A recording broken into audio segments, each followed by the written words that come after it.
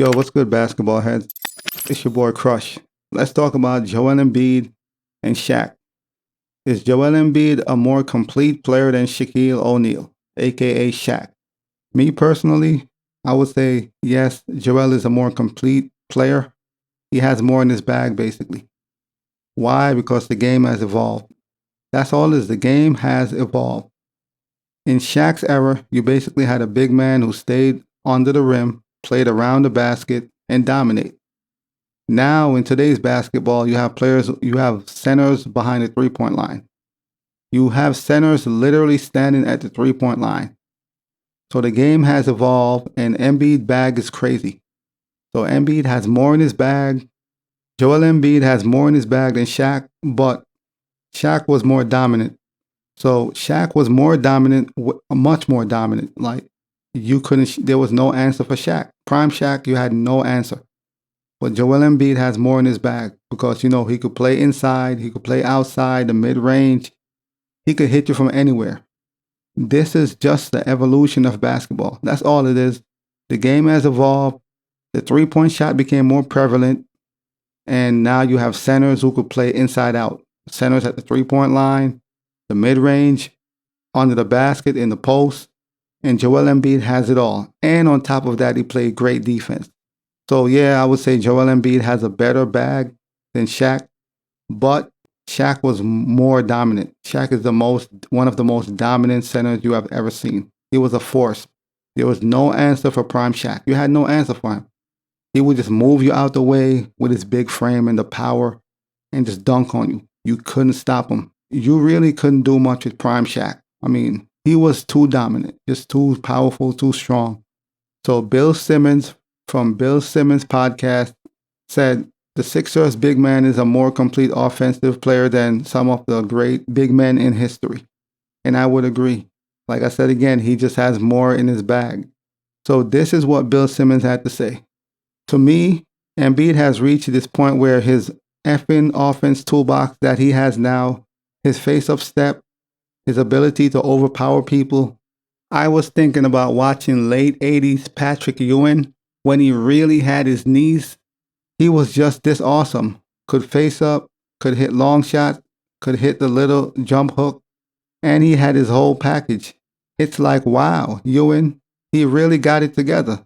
To me, Embiid is just offensively better than Ewing was, and Ewing was one of the 40 best players of all time. Yeah, so Bill Simmons is praising Joel Embiid, saying he's better than a lot of the greats, past greats, as far as his skill set, and saying he has more tools in his bag than Shaq, which I would agree. I wouldn't argue that. Joel Embiid has more tools in his bag. Not as dominant as Shaq was, because Shaq was a monster. There was nothing you could do with Shaq. In his prime, around the rim, you're helpless. There was nothing you could do with Shaq in his prime. But Joel Embiid, yes, he do have a better offensive package. He does. Mid-range, behind the 3 point line, in the post, off the dribble. Joel Embiid package is crazy. For a guy that's 7 feet, with his size, his package is insane. And he has handles, dribbling the ball like a point guard at time. That is crazy for somebody this big, of his size. Yeah, the man have a crazy package. So Bill Simmons also had to say this. I'm not ready to go there with Akeem Olajuwon, but I think he's a better offensive player than David Robinson was. I think he had more stuff to his game than Shaq ever did. Shaq was a little more overpowering, but Embiid brings more to the table. I mean, yeah, Embiid does bring more to the table. For starters, he actually has an outside shot. We know Shaq never had an outside shot. We know Shaq can't shoot. Like, outside the paint, Shaq is non-effective, so we know that much. Shaq was a horrendous shooter. We know that much. From outside the paint, Shaq can't shoot. Embiid has hit over 444 three-pointers in his career at a solid clip, 34%, while Shaq only converted one of his 22 attempts. So you can see the difference right there, the discrepancy. Like I said, the evolution of the game, the evolution of the players, they're more skilled. I won't argue that to a certain extent. The centers today are more skilled than the centers back then. Not all of them, but players like Embiid, the Joker, they could play from outside in, from the 3 point, mid-range, in the post, off the dribble.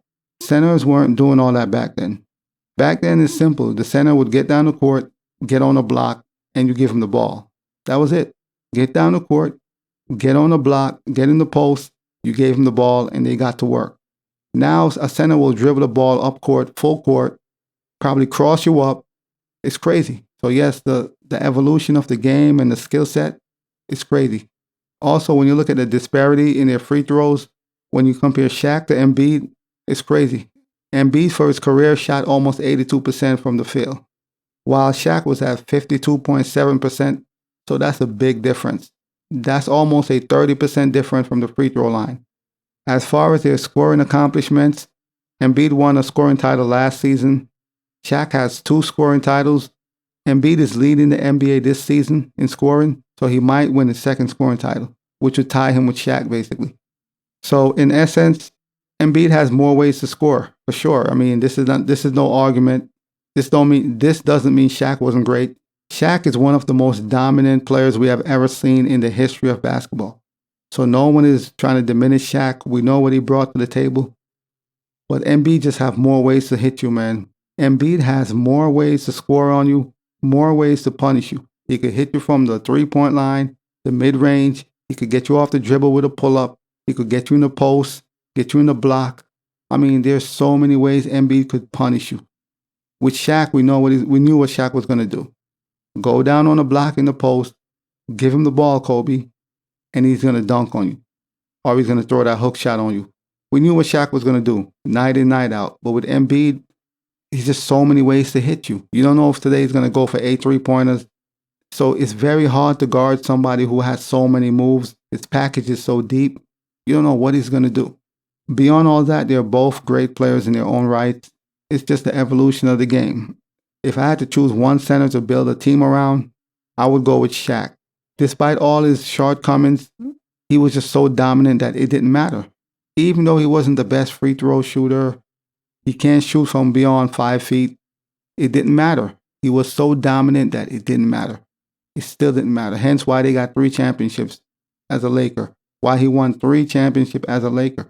Because it didn't matter. His dominance was so insane that it didn't matter that he wasn't the best shooter. He didn't have a mid-range shot. It didn't matter. Get in the post, get on the block, give him the ball.